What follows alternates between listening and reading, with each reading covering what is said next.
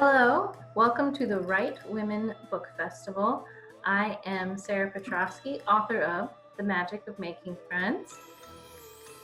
I am Christy Sheridan, the illustrator of The Magic of Making Friends. Thank you for joining us today. We are going to go through some advice that we've heard over the last, year, 2 years about putting a book together, and we're going to tell you what we feel is good advice and what we feel is bad advice. Social media is easy. You don't need to put work in with it. Just promote it amongst your friends and do what you know.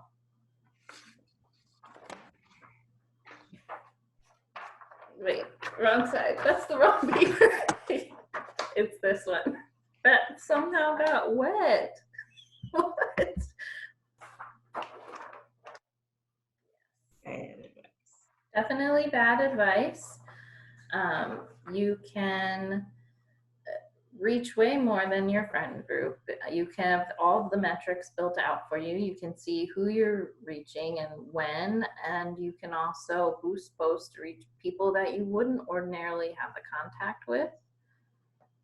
And also make sure that you spend time kind of re-educating yourself on using social media as not just a personal platform, but a business platform. I kind of just dove in assuming that I knew what I was doing because I could share memes and post pictures of my dog. But, when you go on a business page, there's so many other things that you can do and should do. And Facebook especially is always adding new features and, ways to reach target audiences. So you're going to have to really educate yourself on how to use these tools in the best way that you possibly can. There's no shame in saying, I don't know how to use Facebook this way, or I don't know how to use Instagram this way. Just do it, learn it, and it'll be beneficial. I found that YouTube videos helped a lot. There's a ton of people out there who are just itching to make content, and they know how to do these things, and they will teach you the steps to get more likes and reach different audiences and how to publish the best content. So I highly recommend putting the time into learning more about social media. Great. All right. The next thing is to do your research. It's okay. You can take it which is very clearly good advice. But you need to know your needs before you start researching, because if you just research possibilities, you will never stop reading what you might be able to do. You need to go into it with a mindset of what do I want to accomplish, and then research what gets you there. That's my tip. Yeah. Always plan ahead, even if you don't know what you're doing. Try to plan a path at least. So the next tip is self-publish, so you don't have to deal with the rejection of a traditional publisher. Bad advice. If you are going to self-publish, you have to do it because you want to self-publish and not because you're afraid of being rejected by a traditional publisher. Also, if you're afraid of rejection before you even get started, you're really setting yourself up for a hard road, because whether you self-publish or go through a traditional publisher, you're going to have to market yourself to bookstores, to events, to people, the consumers. So if you think a rejection from a publisher is bad, read a really scathing Amazon or Goodreads review and have your heart broken. But you're just going to have to believe what you're doing and your work, and make choices based on what you need and not what you're afraid of. Yeah, for sure. And I think both sides have, good and bad. If you're self-publishing, you don't have to follow anybody else's rules. You can kind of do your own thing, and, but it is hard. You are kind of, doing it on your own. But yeah, it could be its own little adventure. And so if you're going to do, like Sarah said, if you're going to go into self-publishing, do it because you want to, not because you're afraid of something else. Do it for a good reason, not for a running away negative reason. So, okay, here we go. The next tip is it's never too early to start marketing. All right.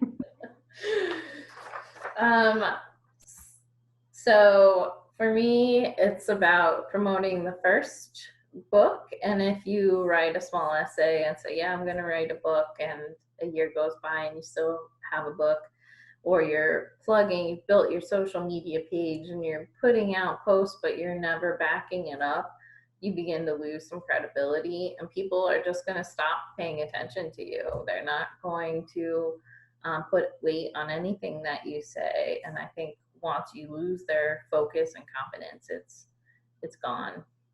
Yeah, that is a very good point. I think it's good, to start marketing as soon as you come up with an idea, as long as you have the actions to back it up.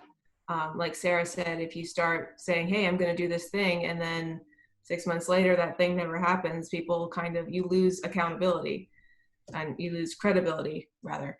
Um, but I feel like in terms of a second book, now that you already have one thing done and you've proven, hey, I can do this, I've done this, I'm going to do it again.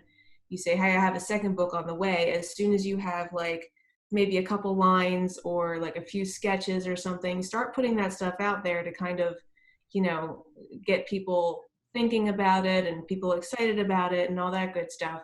But again, you have to make sure that you back up what you say with action. Don't just put that one page out and then 6 months later be like, got nothing else for you, sorry. So yeah, definitely, I would suggest, at least for your second book or your, after your first book, market yourself as soon as you come up with an idea, but back it up. Perfect. Don't compare yourself to other illustrators or authors. This is bad advice. While I agree that you should not compare yourself to their success or lack of success, you do need to look at what they're doing, why it's working, where they've found success and why. You definitely have to expose yourself to other people and their work, and compare in a way that benefits you. Yeah. It's easy to get yourself in a creative bubble, and especially in quarantine times, like it's no joke. Like you need to get out of your own head and see how someone else, approaches this subject or uses this media, or maybe how they just lay out the page. It's good to get out of yourself when you're trying to create something new. Right. And then the last tip is to read a lot.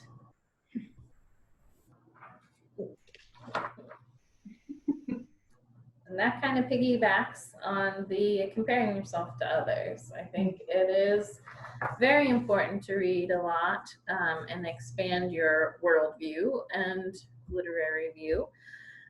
Again, it's just important to see what other authors or illustrators are doing that is working, and open your mind a little bit. Like if someone has a really cool opening to a story, can you build off that idea in some way that makes it new? I think reading is a great opportunity builder. Yeah, I couldn't have said it better myself. I agree with Sarah on this. And that is why events like Write Women Book Festival are really important, because you're connecting to authors that you may not have heard of prior to this event. So thank you for the opportunity to participate, and I'm excited about all the people we're going to learn about over the next few days.